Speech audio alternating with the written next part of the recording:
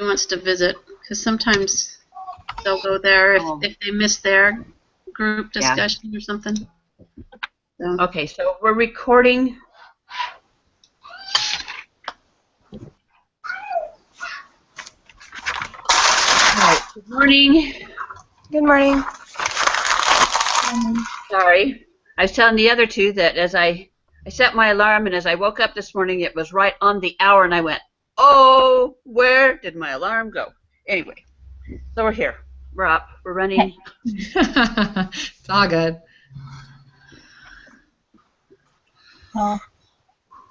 We're running late every week, so I think we're okay. Well, all righty.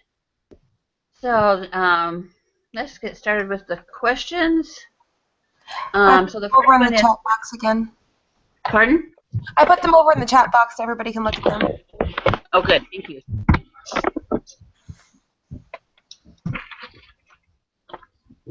Okay, so the first one, what did you think it means that all people are entitled to their own opinions but not their own facts? I loved watching the Studio C. That was... my kids love Studio C. Mine too. Let's see.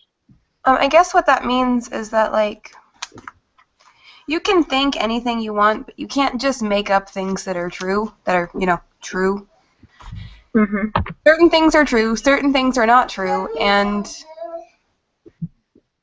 you just can't make it up. I think that's what it's saying. You can feel that this is right or that is wrong, but you can't say this is right or that is wrong unless you have proof, unless you have evidence, unless, it becomes more than just your opinion. Well, and even then, people will try and force their opinion even when the facts are negative. I mean, you looked at that first video about AIDS. There's a lot of evidence that points towards facts, and yet they're willing to overlook that for their opinion. And it's amazing how brazen they are when they do it, too. To me, I don't know. I had a hard time understanding, but I know it's done, that people do it all the time. They tell you, I think it's called gaslighting. People will tell you that something isn't so or something is right when it's quite obvious that it's not. They, in order to get you to doubt yourself and to join them. And I think they've done studies. Well, they have done studies where they've asked a group of kids questions, and one kid, they'll have it right, but because they hear other children saying the wrong answer, they will change their answer to fit with the others, just like on the Studio C thing. And I think facts aren't up for debate. Back to the question, it's the fact that we have gravity, but if we want to, in one of our videos, they talked about if you don't agree with gravity, you can't just go out and decide that you're going to jump off a cliff and be able to fly. You'll fall. Consequences of our actions. I was also thinking, Shancy, as you were talking, that you were talking about one of the videos and how I think it was you that said that people were just willing to ignore all the facts because they believed something. Which reminds me that just because you're passionate about something, like unfailingly passionate, like it's the most important thing to you in your life, that doesn't mean it's true. You can be so passionate about whatever it is, like the people in the Studio C video. His sister, who was a professor at Stanford of history or whatever it was, she was adamant and sure and knew against everything else that George Washington was the 26th president. But that didn't make it true. Everybody was just so sure, so passionate about it, and no, that wasn't it.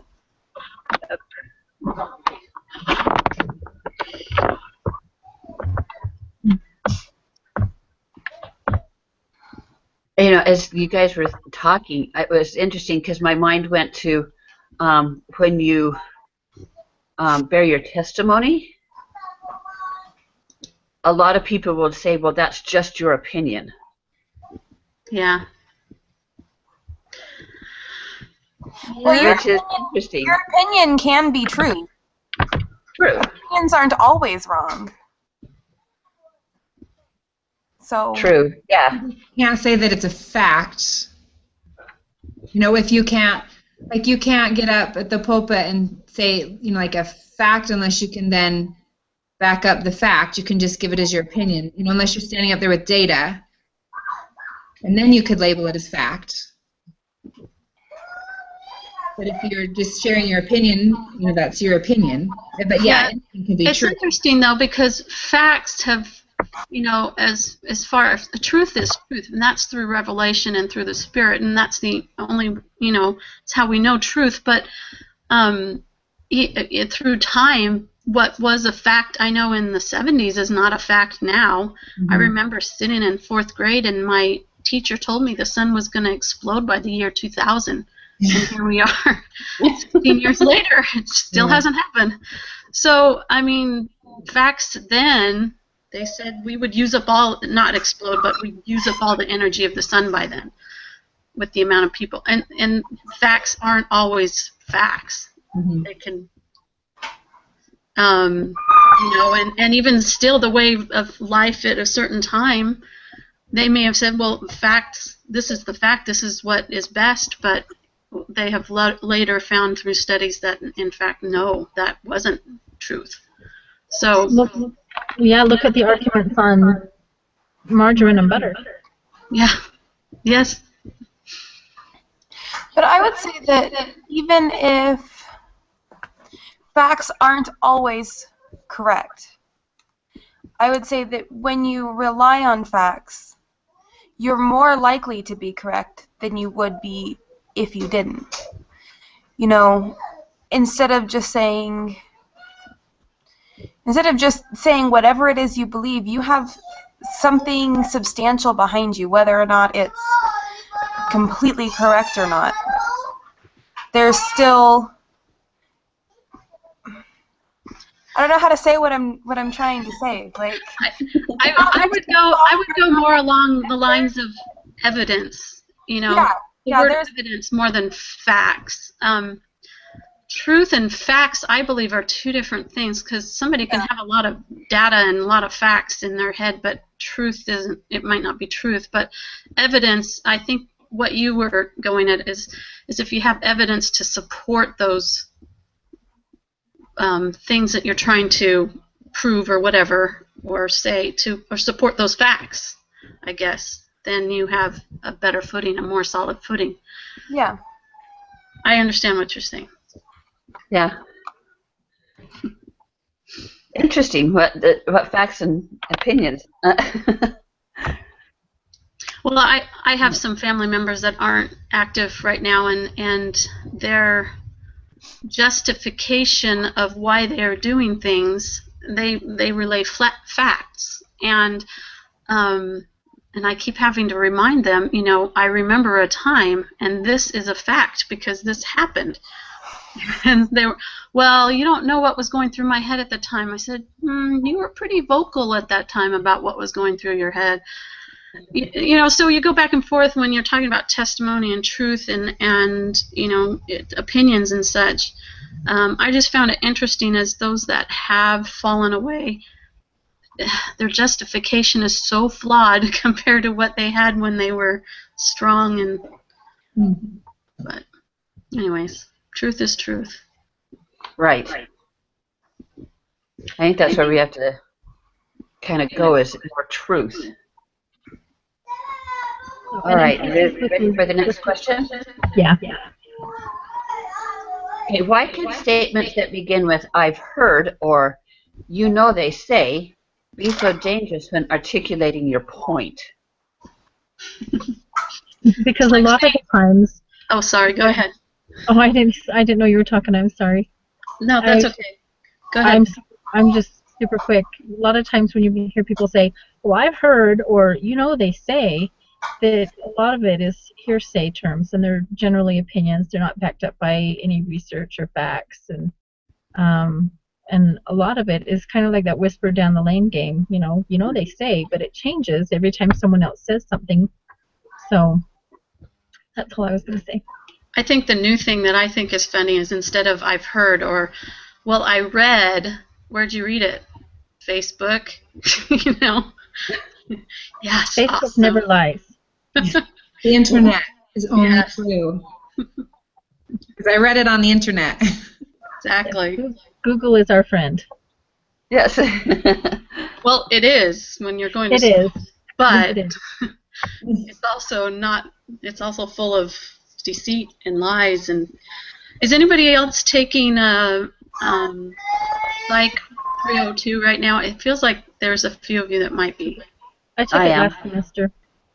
Is it Taking what? Psych 302? 302. Oh. It I actually am. follows this class very nicely because we were talking about ethics in research and such right now. So Yeah. Mhm. it goes right along kind of with what we're talking about, and just interesting the ethics of it all and questions that arise because of it. Well, it's also a really good class to take. Have you already taken your statistics class, ladies? Yeah. They say to take it as soon as you can after statistics because it uses SPSS and a lot of the same things. I was going to try to take it this semester, but it was full, so I waited for a while and then gave up. And I think I ended up getting in 400 or something instead. I don't know. I've taken all those courses already. This is my last family course. So Awesome. And see, this question makes me just think of gossip. Yeah. When you Mhm. hear heard or they say, I just think gossip. So it doesn't make me think, oh, I really need to hear this, or it doesn't. It just, I just hear bells of, oh, don't take this for, take it with a grain of salt. well, Or- and then- Or when somebody says statistics show and they don't have anything to back up the statistics. That's Yeah. always fun. well, Yeah. we were talking about how I read it on Facebook or I found it on Google. But you can put anything you want on the internet. On And Wikipedia. so just because you read somebody's blog that says this thing is good for whatever ails you Mm-hmm. doesn't mean that it's true. I mean, pretty much anything you read online, unless it's backed by research, is they say. Or I feel this way. So I was reading something just yesterday that is a good example of that. There was something that came up on Facebook where someone said, the little plate that your door, when you shut your door, the little knob goes into it. It says, take out those little tiny half-inch screws and put in 3-inch screws, because if someone tries to kick your door in, those screws will keep it from opening. And it opened up a huge debate. Everyone had an opinion. Everyone had different facts that they were citing. Everyone, so some people said that's not going to do any good. Some people said you need to get a door that opens outward. And people were like, well, yeah, then we just take the hinges off and walk right in. And then, everyone had something different to say. No one could come up with a consensus, and people were arguing that, that we did that and it didn't work anyway. So that when I was reading this question yesterday, I happened across that, it just stuck in my mind as being a good example of that. Excellent example. It also kind of reminded me of, you have to find what works for you. Like if you see, this thing will be great for you, but it doesn't work for everybody. So, if it doesn't work, it's not because this is faulty. It's just because you're one of those people that it doesn't work for.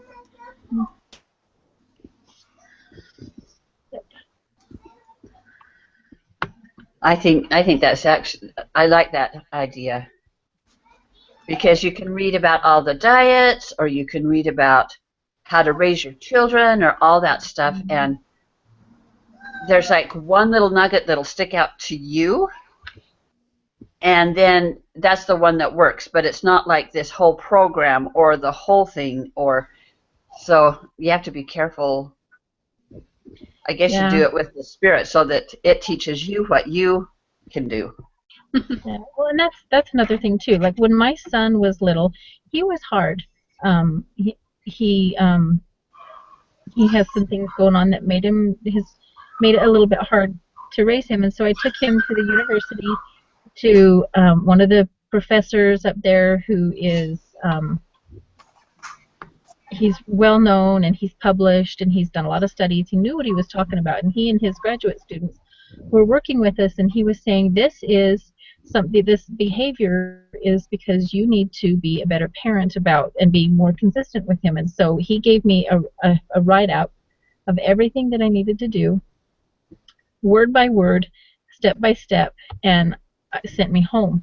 And part of it was if he misbehaved, I gave him a warning. If he misbehaved again, I put him on a chair for 1 minute. If he got off the chair, I put him back on the chair 2 times. After that, I put him in his room, and if he tried to come out of his room, then I would shut the door and hold the door shut. Well, we got to that point really, really fast, and when we got back to the next appointment, I told him, this really doesn't work. And he says, well, then you're not following it. And I says, no, I followed it exactly. I had the paper in my hand, and I followed it exactly.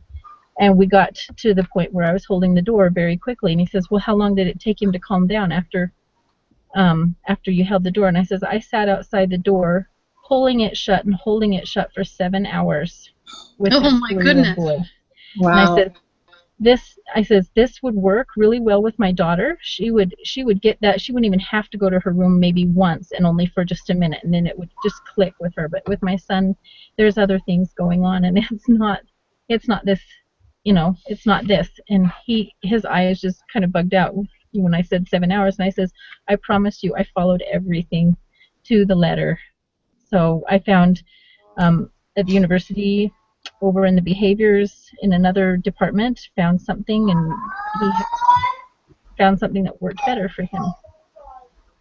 So even though that stuff was research-based and it was backed up by fact and data, it's still, like you ladies were saying, it sometimes is different for different people. Yeah, before you said your story, every time I read, when went through that theories class, every time I read a theory, I could think of this fits general there, this fits general that, but almost every single theory I can think of something that's outside that theory that doesn't. Always an anomaly. Mm-hmm. Yeah, that anomaly that doesn't fit, and I think that's more prevalent, especially when we're in the field of psychology or human behavior. You can't. There's way too many variables in human behavior. Mm-hmm. Oh, and I have to tell you, my son is 12 now, and he is awesome. So we survived, and he's awesome. So. I applaud you on finding help. I look back at my son, who's 24, and struggles with certain things that he's just now getting help with, and I wish that I had the information that I do now. He would have gotten the help a long time ago, but yeah, that it makes a difference, I think, when there's earlier intervention.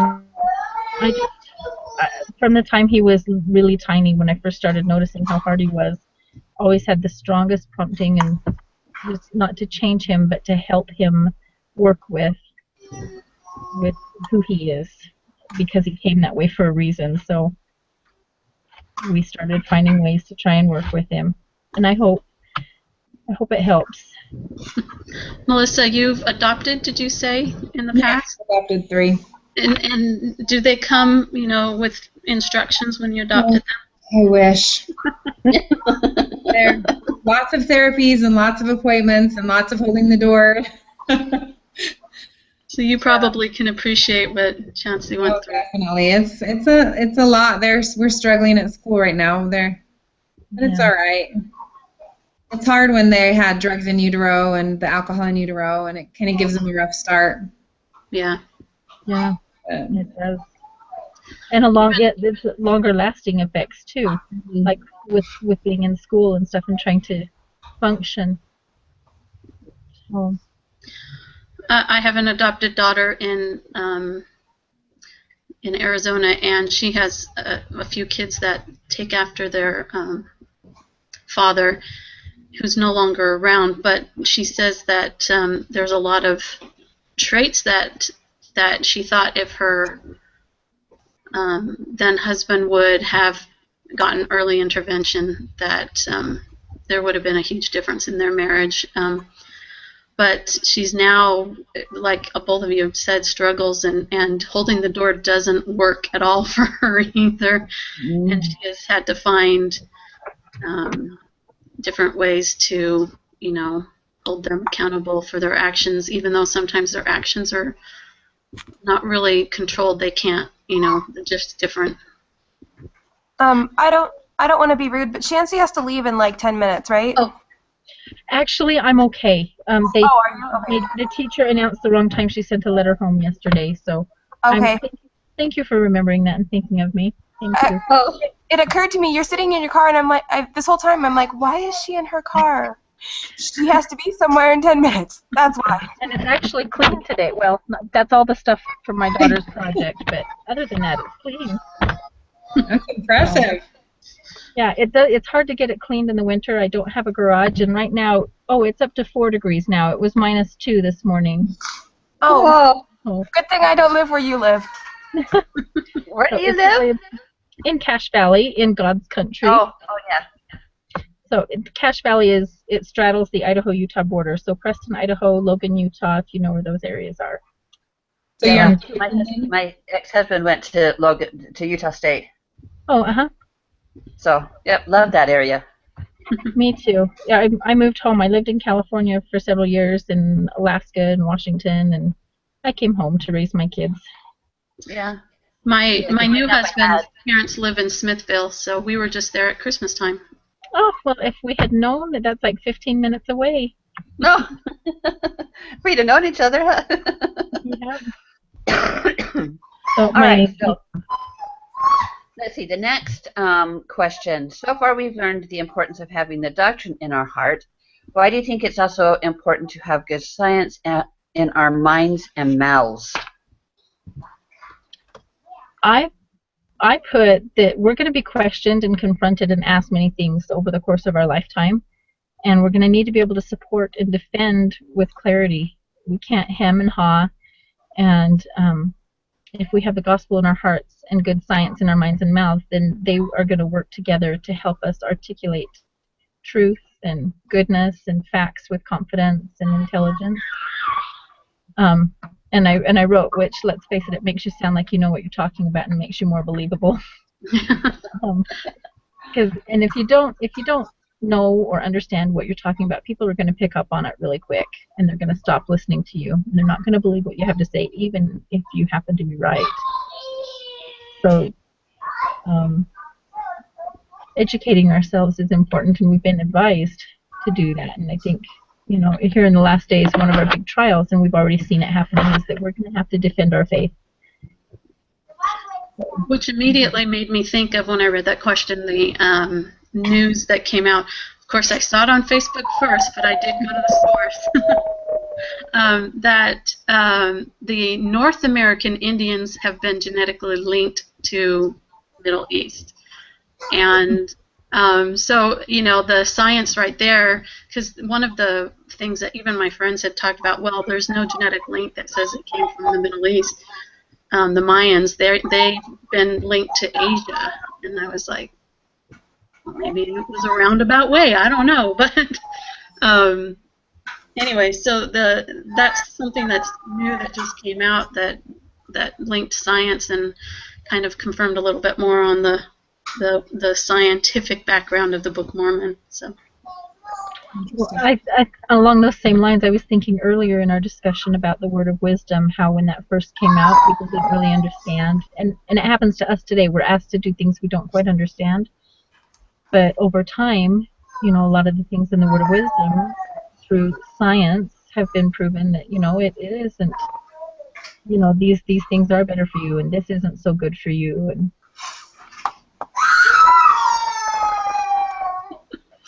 they sound like they're having fun, Alexa. They do. Yeah. If I tell them to be quiet, they won't listen. If I close them in their room, they'll scream and bang on the door. So. No, it's fine. It's fine. Good name. We're all moms, and we're used to it. So. Yep. I was thinking that I think as members of the church, we tend to fall into the trap of thinking that revelation is the only way that we receive truth. and it's not. In the scriptures it says that, we learn through studying it out and asking in faith. And it's reason and revelation, which was a great talk by Elder Oaks if you hadn't read it. Yeah. That work together to reveal truth for us. And so I think just as we discover truth, both through study and through faith, we should teach truth and stand for truth through science and revelation. It's one thing to tell somebody, to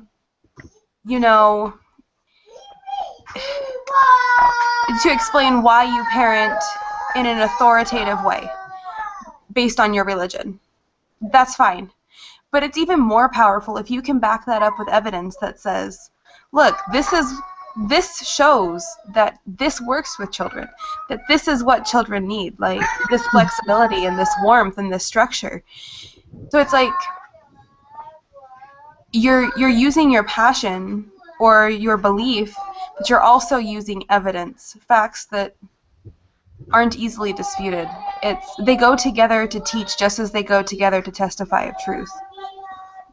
I have 2 family classes right now, and in one of them, I can't remember which, we read a quote that talked about how, it was a religious quote, we need to be instructed more perfectly in theories, and it listed several different things, but one of the words was theories.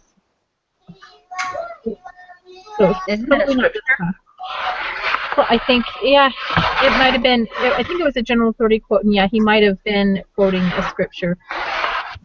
I'm clearly not remembering it really well right now. One of my favorite scriptures that my kids hate when I quote is, "Oh, be wise, what can I say more?" That's it. That's the whole scripture. And wisdom hints toward more than just spiritual knowledge. Mm-hmm. At least it does for me when I hear that. Well, and if you think about things, God created our world, and in order to do that, he needed to know physics and science and math, and he needed to know all of the other things as well, the laws of the universe. Yeah. There's truth found in science. And keeping that good science in our minds is what helps us to better testify of that truth. That's interesting because somebody argued with me about my religion doesn't believe in creation. And I said, well, I believe God created the world. He says, no, you believe that he took matter and organized it into a world. Yes, you're right. So it's kind of interesting how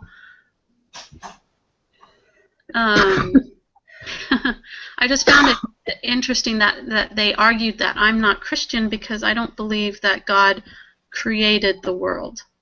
He made it out of nothing. Where I believe that he took matter and he created our world. And because of that little difference in wording, that my religion is now untruth. I've heard that before. Yeah.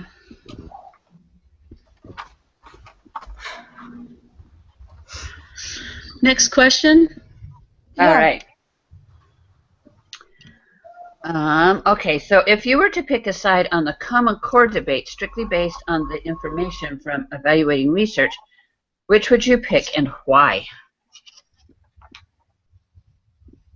So I felt when watching the video, I don't know if this is what everybody else saw, but I felt like the side that was against Common Core tended to rely more on personal narrative and personal feelings, and it wasn't that the people that were speaking were not authorities on what they were speaking, but I felt like, well, I see this as a bad thing, or I don't know what this is going to turn into. It just felt like there was a lot of personal feeling behind it instead of evidence. And at the same time, with the other side, there wasn't. They pointed out several times there was a huge lack of peer-reviewed scientific research to back up all of the claims that the Common Core proponents were making. It almost seemed like it was a little bit cloak and dagger, because I remember all of a sudden we were hearing about Common Core, and it was going to be in our school. We had no idea what it was, and of course all the rumors were flying about that, it was this and it was this and it was this, and people were really concerned. But it really felt like they were coming in the back door and kind of playing like the heavy, like leaning in on us really hard and saying, you will do this. If you don't do this, you're not going to get this funding. If you don't do this, if you don't accept it, then you're not going to get this. And so I also felt like the facts they did share, though, they at least, were able to back them up. Mm-hmm. So look like it. I didn't double check any facts or anything. I'm still, even though we've been using the Common Core in our school for a year or two, I still am not quite sure if I am a fan of it or not. I see some things that are good, and I see things that I have concerns about, and then I've heard of some things that are coming up that I'm concerned about, like the types of literature that they're going to have the kids read. I've heard several people say that some of the required reading is extremely sexually explicit, and and stuff like that. I don't know. My brother, I think, likes it, and he's an educator, and I kind of always follow his lead. He's pretty smart. So here's my background on Common Core, which is very little, but before I moved to BYU, Idaho, I was doing Western Governors education program, and I was really close. I was to getting my degree in that when I felt, number one, Common Core didn't sit well with me when what they were teaching, because they were pushing it already in the education on that end, but I didn't thoroughly look through it. So I can't give you a really good either way, but it didn't, at the time, didn't sit well with me, and I was worried about having to teach it. And this wasn't through a secular school, so I felt like it was being pushed heavily with very little room for wiggle room in it. So, but I understood the concepts of the math, even though people are fighting or joking about that a lot. I understand the reasoning behind that, and I could get behind that, but to me it just seemed like it was just, if it was accepted that there was going to be no other way, it was going to take away the choice. That was where I felt like I had a hard time with it. It was going to take away the choice to teach other than what was in the Common Core. So some of the things I agree with, you're right. I've seen positive things. I think some of them haven't, but I couldn't make a really good, even on this video, I felt like there was still on either side. I've seen little things that both sides were kind of, but anyway, so I'm still kind of in the middle. I wish that Common Core, to me it seems like it's truth with man's thinking and thrown in, it's not, I feel like it's got a lot of good, and it's going to sneaks in a lot of undermining. So that's where I am on that.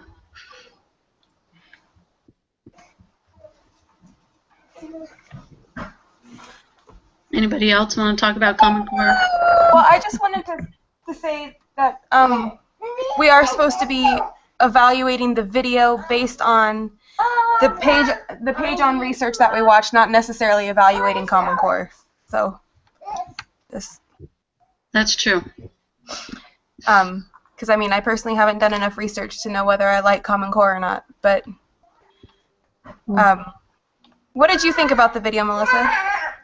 I came away not liking Common Core because I don't know that much about it. I have 9 kids in the school system, and I still don't know that much about it. I just feel like we don't have a lot of information on it. I do know it took away the sand tables out of kindergarten in the play kitchens because they're testing constantly instead of playing. So that part I don't like about it. And so I was interested in watching the video, and it made me not like it even more. but then that was the point of the video. So Yeah. I don't know if I fell for the gossip side, but I did try to watch for things, and I saw stats come up, and they had references for it. Like I tried, but I am an emotional person, and so when people start doing it, like for the African and the AIDS, I want to now move to Africa and save all those children. I was like going through it. Yeah. I'm so emotional that I'm like, that's it. We're lobbying. We're getting rid of this Common Core. So I'm not a good judge of the whole research thing. So, because I fall for everything, I'm looking at the paper and I'm like, I don't know, because the kids are all going to grow up dumb now, and they're dumbing down ACT and they're dumbing down SATs, and what are we going to do? And, I'm trying to look at it with that whole evaluating research paper, but I'm such an emotional person that I'm great. All my kids are stupid. What are we going to do? And and then I'm still bawling over the Africa kids. And, I'm like, but they don't even have water and food, and they're going outside and playing, and their parents aren't even there to call them in, and what's really important in life? And, so I don't know, Well, you must have had an emotional week, man. I know, I'm like, I don't know if I can take this class. I'm going to fall for everything that everybody's advocating for. I'm like, I just can't do this. That's awesome. So I'm sitting there watching, I thought they did a good job, but I don't know, with doing it and doing the research, but I don't know. Maybe I fell for it. I don't know.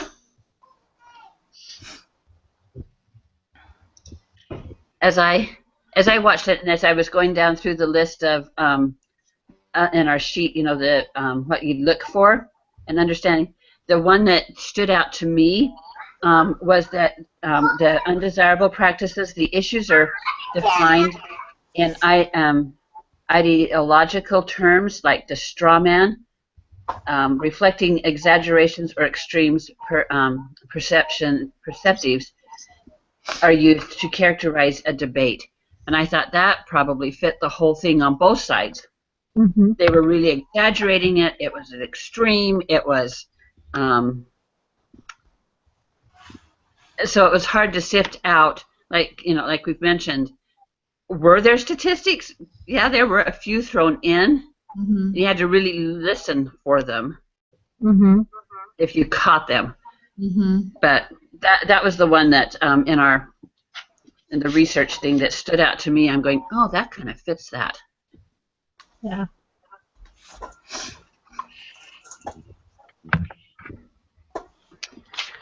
All right, so the next one.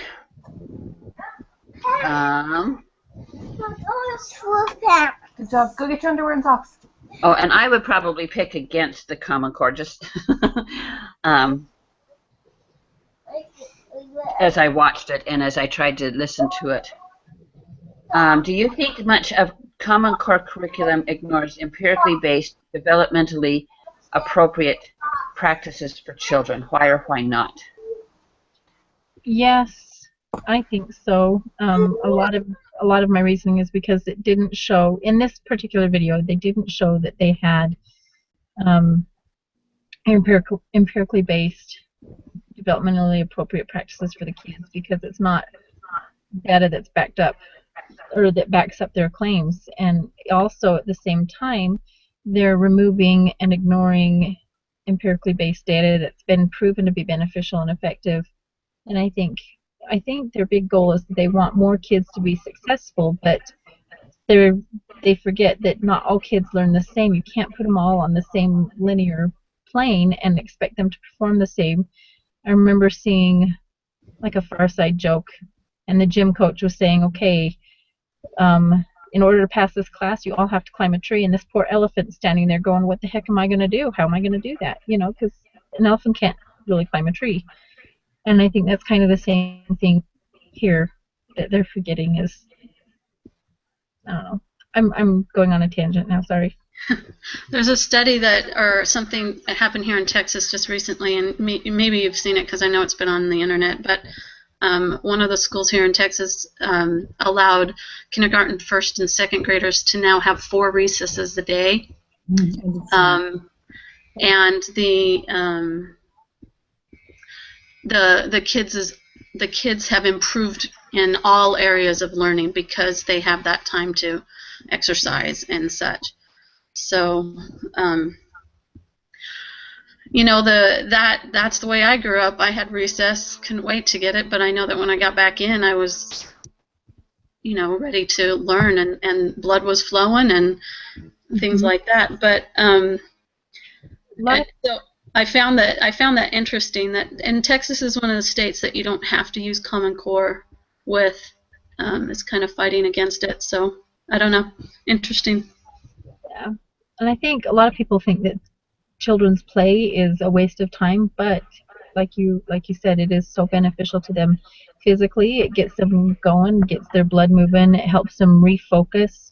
But also, children's play is their work, it's their job, and it's one way that they help piece together bits and pieces of their world and build on their knowledge, so, on their knowledge base.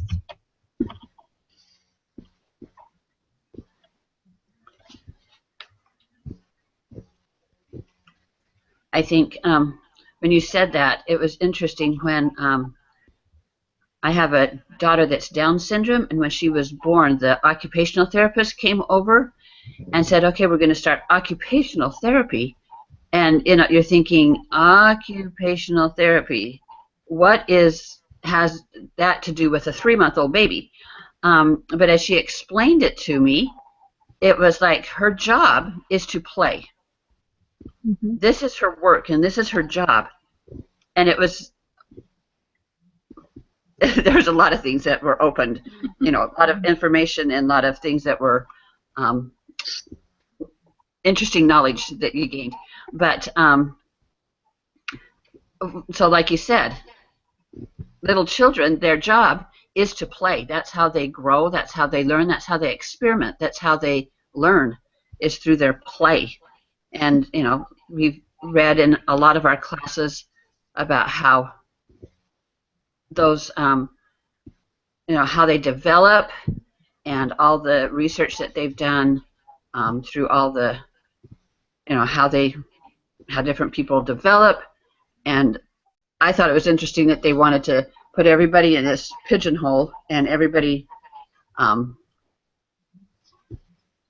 is to fit it. And we don't. There's no way we can. Goodbye. I'm sorry, Chancey. No, her little boy is watching us. Oh, I'm sorry. Oh. Sorry, Rosanna. Oh, not a problem.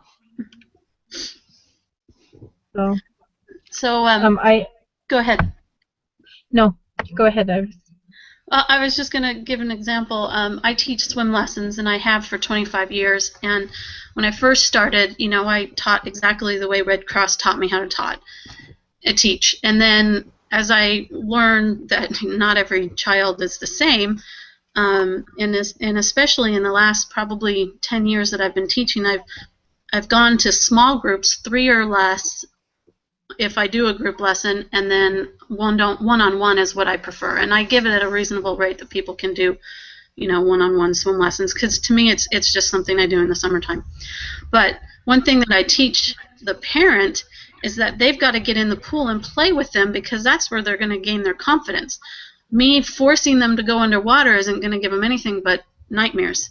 So, and I had to step back from that, from when I was a 14-year-old trying to teach kids how to swim, to now where I'm 40-something, and playtime is huge. And one time, the parent picked up their child and said, "It looked like you just played the entire swim time." I said, "Well, the child now puts his face in the water, and that was our goal for the week, right?"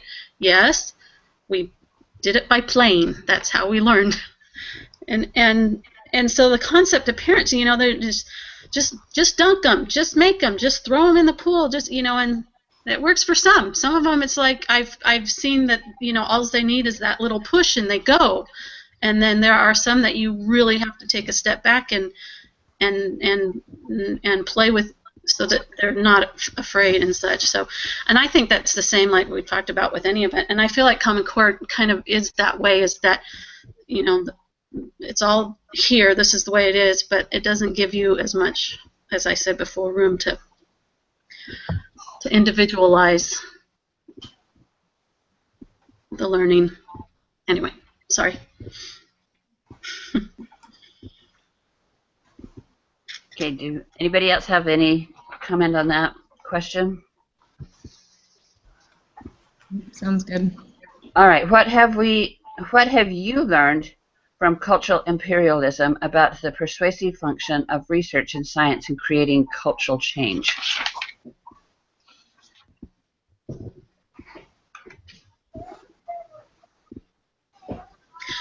That we are bullies. Yes. That video was amazing. That's what I thought. Oh, I was shocked. Yeah. I wasn't had no shocked, idea. but I was mad. I was so Yeah. mad. I had no idea some of that was going on, though. I mean, you know what's going on, but to hear the pressure and then to hear some of those teenagers sit and say, read the paper, read what you're signing, and that was amazing. Yeah. Well, even in the book that we're supposed to read for the class about the UN conference in Istanbul, you know, it said somewhere in there that a lot of the stuff that goes on there isn't really what it goes under the radar, and they're signing things for their countries that maybe the people don't agree with, or they're signing things that they don't really understand, or they're signing things just to be done. But, you know, I think that the cultural imperialism has taught me because a lot of it's based on fact. It's gone through the scientific process, and when it's done properly, it tries to remove personal or the researcher bias because of the peer review efforts and the ability where they can duplicate the findings of the original research, and it's all in the effort to obtain truth. But you know, the documentary on AIDS, it was just like you ladies were saying, it was just interesting how blatant the lies were that were surrounding the most effective method and all the money that they're pouring into it. You know, less than 50 cents, was it a year, per child to use the ABC program, and it dramatically decreased the cases of new HIV/AIDS, whereas under the program that Western nations are trying to push, AIDS and HIV infections are increasing, they're spreading, and we're spending tons and tons of money. So. I thought Bill Gates in both of them was interesting, too. He's got a lot of money to throw at whatever he wants, doesn't he? Yeah. Yeah, he does. It's unfortunate that money is power in a lot of ways. Yeah, you can buy anything you want with money, can't you? Or at least that's what Satan wants you to believe. I Yeah. was just going to say, I've heard that line before. Yeah. That's me, too. So, That's funny. okay, well, I'm down to about, my battery's almost dead. Oh. All right, so the last one is, what lessons have you learned to make you more skillful at combating your chosen topic or threat? I learned I need to be less emotional and actually look at the research. Yes, not be quite so trusting. Uh-huh. Because I'm a lot like you, Melissa. Not fall for just crying children. I know, I want to go save them all. Uh-huh. Oh, that's you, I'm so sorry. Yeah. So, and I learned also, even with good research, it's still really wise to lean on the guidance and direction of the Holy Ghost. That's what his job is to help us be a little more discerning, and to help us. You know, there's like even damaging little phrases that, you know, everything could be truth, and then they could just twist one little word, one little phrase, and it changes everything with the little nuance in just the right spot. So the scripture kept coming to my mind about not relying on the strength of man, but to lean on God's arm a little more. That's good. Melissa? Or Lisa? Sorry. I was thinking a lot about how, because I tend to use a lot of journal research, but when I don't, I'm not always great about making sure that what I'm using is good research. Often I'll just look at the site that I'm using. Oh, look, it's a government website, or oh yes, it's .org. I tend to use those as opposed to like .com or .net, but I don't always check to make sure that the stuff that I'm using is good research. So I think for me, I need to be more aware of the research that I'm using and making sure that it's appropriate research. One other thing I just thought of too is even on those websites where they have the research and the data, you can manipulate data any way you want. You can do all that to make it say kind of what you want. So even when they've done the research and everything, we have to be a little bit, when we read through, like I did not like taking the research methods class. I really don't like that kind of stuff, but I did learn how important it was to be able to know how to read through all the technical jargon and interpret the data, because things can be changed and manipulated. I remember I worked at Hewlett-Packard years and years ago, and I had to run a report on this $8 million deal, and I kept getting a different answer from the lady next to me, and it was because we were sorting the data differently, and neither one of us were wrong, but it changed everything because of the way we chose to sort it. So, Oh, wow. So you can make things look really good even when they're not really good. I would agree with Chancey on this, that's what I kind of got out of it, and especially because I'm in that research class, is that I learned that I need to be able to understand what I'm reading, and how important it is to be knowledgeable in that area so that I can evaluate the data that's being presented. So. That's kind of what I put too, just knowing how to read through and sift through all the research and know that you've got research, like we've talked about. You can manipulate and people can put whatever they want, but so what is fact and what's an opinion, and trying to figure out the difference between the two. I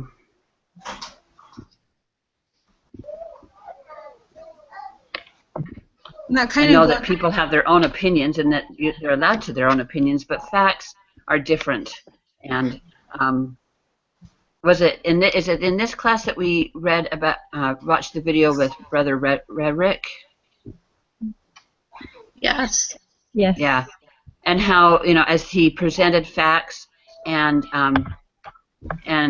how he mentioned that the facts that he presented were backed up and they carried the truth, and the people in the conference, were caught that, even though it had nothing to do with the church or anything else. It was the truth, and truth. The Holy Ghost will testify of truth no matter what it is.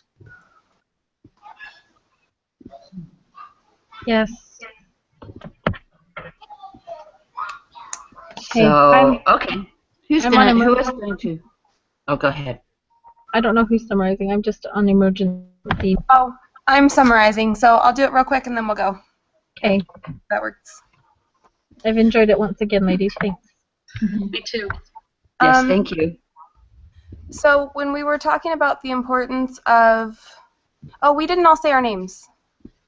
Oh, you're right. You want to do that real quick, I guess? Before Shancy's phone dies? Yeah, Roseanne Lloyd. Deneen Felshaw. Elisa Swenson. Melissa Hunt. Oh, I said mine already. Shancy Christensen. Okay. Okay. So when we were talking about people being entitled to their own opinions but not their own facts, we talked about how we can't just make up facts, and how facts aren't generally up for debate. Things like, gravity is a fact, and we can't just pretend like facts don't exist. And with statements like "I've heard" or "you know" they say, we talked about how you can put pretty much anything on the internet. You know, you can go on Facebook or on Google and find something that will support anything that you have to say, and that everybody has their own opinion. And sometimes when somebody says something, it gets distorted as more people talk about it. We also talked about how it's important to have science in your mind because it helps you defend whatever you're defending clearly and powerfully. Like, studying it out is part of what we're supposed to do, not just accept things as the way they are. With the Common Core debate, we talked about how it's easy to fall for passion, and sometimes it can be hard to step back from that and find the evidence that we need, and how in the video both sides of the debate used good and bad research. They both used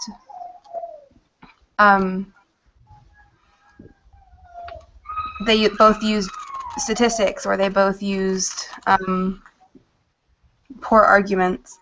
And for Common Core practices, we decided that all children learn differently, and that Common Core seems to ignore the needs of children and the ways that they learn to make learning the best for them.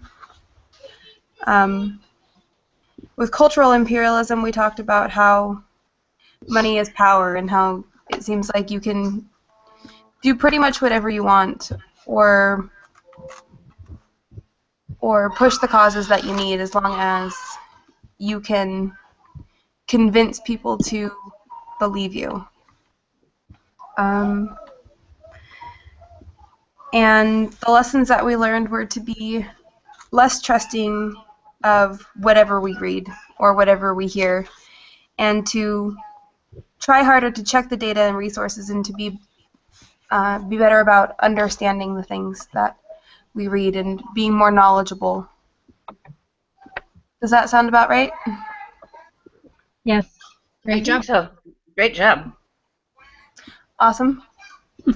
Sorry that I kept having to get up and leave this morning to walk away. You're fine. It's all good. But thank you, everybody. Okay. All right, who's going to invite next week? One thing that I want to say about future meetings, so I'm doing my internship this semester, and I had everything worked out, and so when I signed up for this meeting time, it worked well for me, but then my internship fell through. And so now I have another one, and I'm supposed to go in Thursday mornings. So I can still meet Thursday mornings as long as we finish on time. Like, as long as we start and finish, so that I can leave my house by 9. It won't be this next week, but the week after that is when I start going in. I live an hour away from where my internship is, and I have to be there at 10. So Oh, wow. I need to leave. Well, that's what happens when you live in the mountains. Yes. There's nothing near you. So I just need to have meetings end on time, or I'll have to leave early, which is okay too. But Do you want to go ahead, Elisa, then set up the meeting for next week? yeah, I can. Unless somebody else wants to try again. I'm horrible at it. I'll go ahead and do it. I Okay. can facilitate it if you want to set it up. Have you you facilitated one, right? Yeah, I did the first one. Okay, well, if you can set it up, I can facilitate it, if that's okay. Sounds great. I'm seriously, like, my 4th class with Google Hangouts, and I'm awful. So if you just don't mind setting it up, I can facilitate it. You need a Google Hangouts class, Melissa. I do. I will never get it figured out. I mean, even with the speech, how many times do you Google Hangout in that speech class and stats class? Like, right. I still can't get it right. I'll never figure it out. So that really don't waste time trying to figure it out. So then who's summarizing next week? Is there somebody that hasn't done it that's willing to? I haven't done it. I can do it. Okay. All right, sounds good. See you next week. Next week. All right. Thanks, guys. Bye. Thank Bye. you.